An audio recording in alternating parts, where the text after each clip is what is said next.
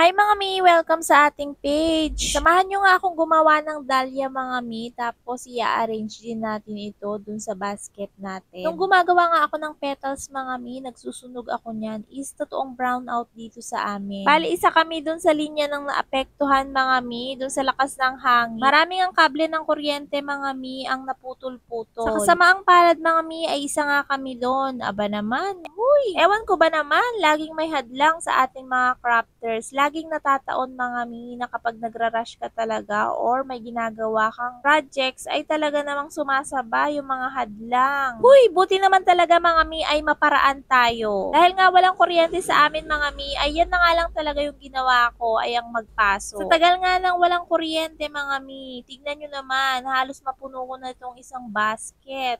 Uy. Yan nga palang petals mga mi ay para sa dahlia yan. Meron pa kasi ako mga 2cm mga mi na ribbon. Dahil nga gusto ko na ring mapaubos yung mga 2cm ko mga mi para makabili na rin ako ng mga bago, is talagang ginawa ko na lang siyang pandagdag dito sa arrangement natin. Bali sa dahlia mga mi is isa-isa nga natin siyang ididikit. Alternate lang yan mga mi. Bali ang nagamit kong petals dyan mga mi is 36 pieces. Ngayon nga rin mga mi ay gusto ko na rin pag-usapan ito ang undas entry natin. Uy, kailangan may pag-uusap. Hindi mga mi, napansin ko nga lang din kasi na yung mga entry natin is hindi siya akma sa okasyon. Ito mga mi is for me lang ha. Kasi nga mga mi, nakita ko rin naman yung mga entry natin mga mi, napaka-colorful. Uy, which is okay naman mga mi, maganda naman. Kaya lang mga mi, may mga bagay talaga na iaakma din natin sa okasyon. Ang gaganda ng mga nakita kong gawa mga mi, kaya lang, undas kasi ngayon, di ba? Parang feeling ko mga mi, ang undas is, sabi nga nila, is araw ng patay. Uy, syempre hindi kami nagse-celebrate ng ganun mga mi, personal reason. Syempre itong ginagawa ko mga mi is for business purposes nga lang ito. Syempre kahit hindi namin sineselebrate is talaga naman mga mi, kapag ganito bilang crafters or bilang seller mga mi, ay talagang sasabay din tayo 'di ba na magbenta. Sabi ko nga dun sa unang vlog ko mga mi ay hindi sana nga ako gagawa, pero dahil nga gustong magbenta ni kuya is talagang ginawan ko lang siya talaga ng paninda niya. Yan nga palang gamit kong dahon dyan mga mi is 4cm yan. Bali ang haba niyan mga mi ay yung card na pinansusukat ko nga. Bali 8.5cm nga mga mi yung sukat nung card. Kaya kung gusto mo sa arrangement mo is malapad yung dahon, 4cm nga yung gamitin mo mi. Ako kasi mga mi yung 2cm is talagang habay din naman sa akin kasi mahaba nga siya. Para sa akin mga mi, kasi pag sa okasyon na ganito is talagang pili lang talaga yung kulay ng bulaklak na ilalagay natin. Pero naisip ko mga mi is maganda rin naman talaga yung iba-ibang kulay ng bulaklak. Pero kung gusto mo talaga ng makulay na bulaklak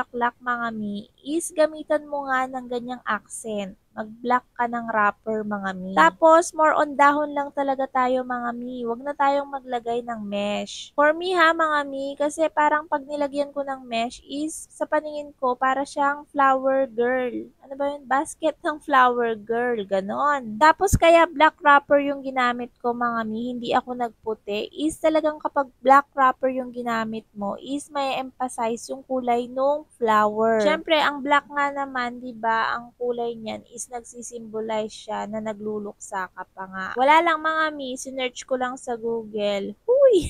Oo, ganun mga mi. Talagang isi-search mo yung akmang kulay para sa okasyon. Kasi nga wala akong idea sa undas mga mi. Kaya puro search na lang nga talaga ako sa Google mga mi. Tapos, tinitignan ko rin kung ano talaga yung babagay dyan sa arrangement. Hindi talaga ako salpak ng salpak lang. Madali lang din naman gumawa ng arrangement mga mi. Pero syempre, parang feeling ko ha, for me talaga mga mi is yung kulay is napaka-importante. Tulad nito mga mi, dinagdagan ko lang din ng kulay na medyo matingkad yung bulaklak. Pero dahil nga yung background natin is black, tapos puro leaves lang talaga, is hindi naman siya sobrang OA o hindi naman din talaga siyang nagmukhang flower girl basket. Medyo inaantong na nga ako ngayon mga mi sa pagbo-voice over ko, kaya naman sana is nagigets nyo naman ako, di ba? Basta mga mi, ang payo ko lang is damihan natin ng dahon dahon, dahon na lang yung ilagay natin imbis na mesh. Tapos syempre mga mi, importante rin itong tag. Para rin naman magets ng mga buyers mga mi, 'di ba? Kung para saan nga yung basket na yan. Basta mga mi ha, yun lang sinabi ko ngayon dito sa video is opinion ko lang. Basta mga mi, choice nyo pa rin naman kung ano yung ilalagay nyo. Is ako naman is nagbibigay lang talaga ako ng idea. Bahala kayo kung susundin nyo. Okay naman mga mi yung kinakalabasan ng ginagawa ko kasi talagang hindi ko naman din talaga basta-basta ginagawa lang. Pinag-iisipan ko rin naman mga mi. Yan lang mga mi sa video ito. Thank you for watching. God bless. More benta ngayong undas. I love you all mga mi.